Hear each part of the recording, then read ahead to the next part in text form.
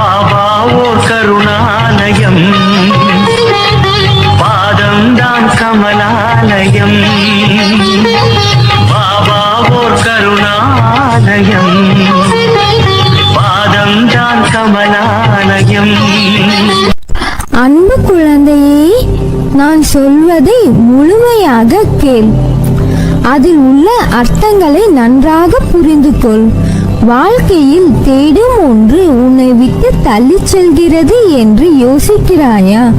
உன் பிரச்சனைகள் என்னவென்று நீ சொன்னால்தான் எனக்கு தெரியுமா என் குழந்தையே? உனக்குள்ளே தானே நான் இருக்கிறேன். அது உனக்கு புலப்படவில்லையா?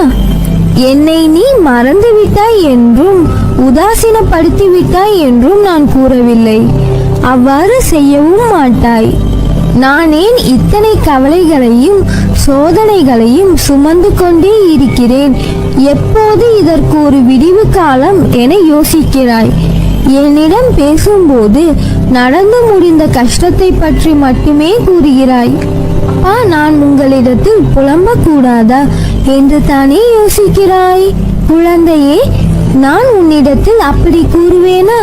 நடந்து முடிந்ததை புலம்பி நீ என்ன சாதித்தாய்? அதைத்தான் உன்னிடத்தில் சொல்ல வருகிறேன். முதலில் வாழ்க்கையை நினைத்து பயப்படுவதை நிறுத்து. பயம் புத்தியை தொலைக்க வைத்துவிடும். பயம் எதிர்மறை எண்ணங்களை உருவாக்கும். அதனால் அதை உன்னிடத்தில் இருந்து துடைத்து எறி. நீ தன்னம்பிக்கையுடன் இருக்க வேண்டும் எப்போதும். தொலைந்து போன பொருளை நினைத்து வருந்துவதால் நீ பெற்றது ஒன்றும் இல்லை.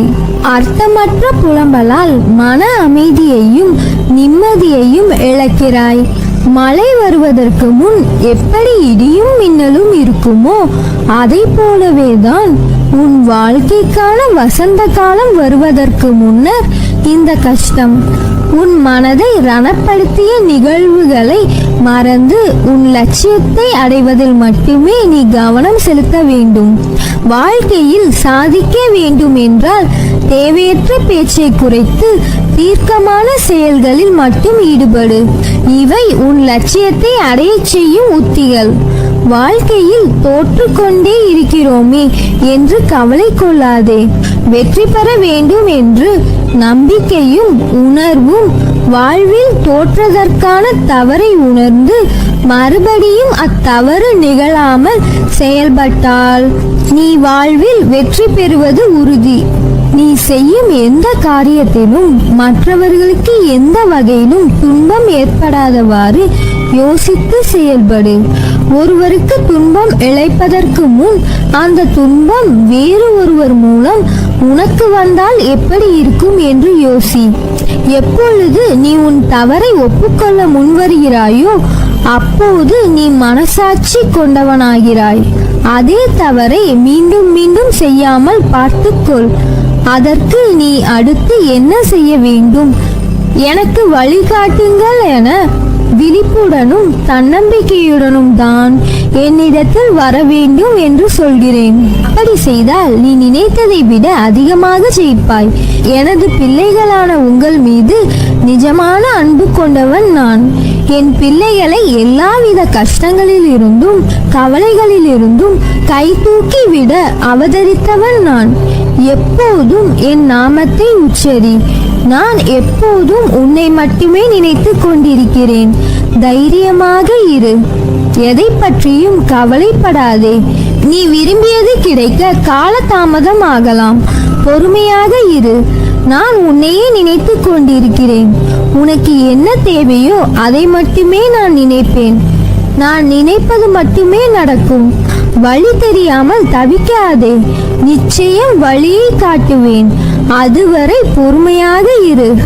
நீ என் நினைவாக எப்போதும் இருந்தால் பதட்டப்படவோ நடந்ததை நினைத்து துக்கப்படவோ மாட்டாய். ஏனெனில் நீ என்னுடைய சங்கத்தில் இருக்கிறாய். உன் சார்பாக நான் செயல்படுகிறேன்.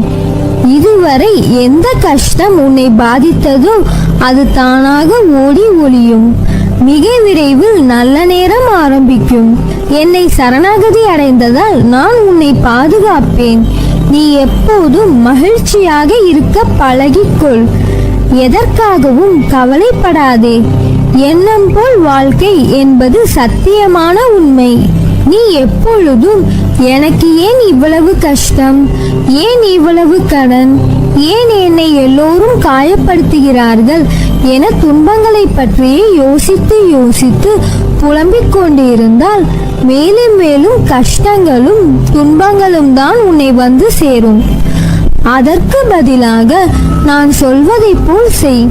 தினமும் காலையில் எழுந்ததும் இரவில் தூங்குவதற்கு முன்பும் உனக்கு நான் அளித்துள்ள நல்ல வாழ்க்கைக்கும் அன்பான உறவுகளுக்கும் நல்ல நண்பர்கள் மற்றும் உன்னிடம் உள்ள அனைத்து நல்ல விஷயங்களுக்காகவும் எனக்கு நன்றி கூறு.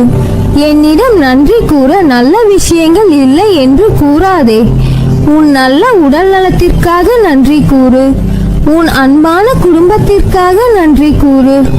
எதுவும் இல்லை என்றால் என்னை நினைக்கும் எண்ணம் கிடைத்ததற்காக நன்றி கூறு.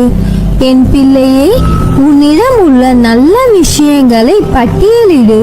அது உன் வீடாகட்டும், உன் குழந்தை, உன்னிடம் உள்ள வாகனம் என எதுவாக இருந்தாலும் சரி. உனக்கு மகிழ்ச்சி தரும் அனைத்தையும் நன்றாக யோசித்து பட்டியலிடு. காலை எழுந்ததும் இரவு தூங்குவதற்கு முன்பும் அதற்கு நன்றி கூறு. பிறகு பார், உன் வாழ்க்கை சில தினங்களிலேயே எப்படி மாற்றம் பெறுகிறது என்று.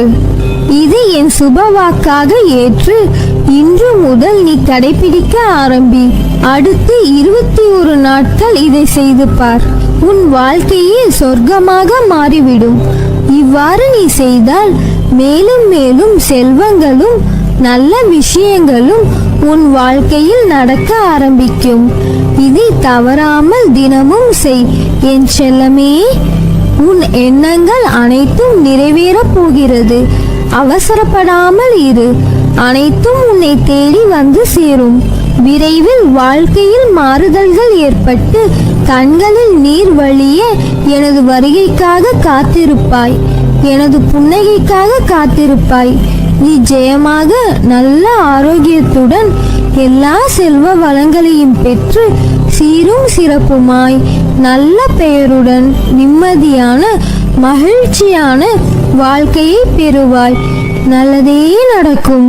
நீ என் பரிபூர்ண அருளும் ஆசிர்வாதமும் அன்பும் பெற்ற என் செல்ல பிள்ளை.